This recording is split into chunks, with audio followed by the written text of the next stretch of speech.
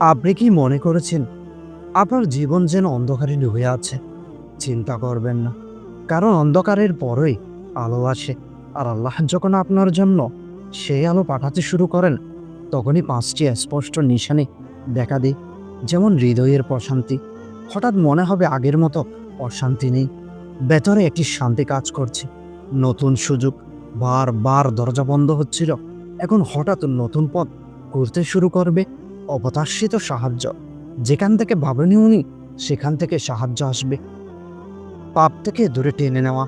আল্লাহ নিজেই আপনাকে খারাপ পথ থেকে ফিরিয়ে আনবেন। ইতিবাচক ইশারা।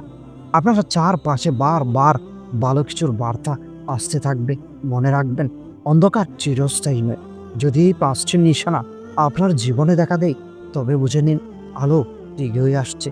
এখন প্রশ্ন হলো, আপনি কি সেই আলোকে আঁকড়ে ধরার জন্য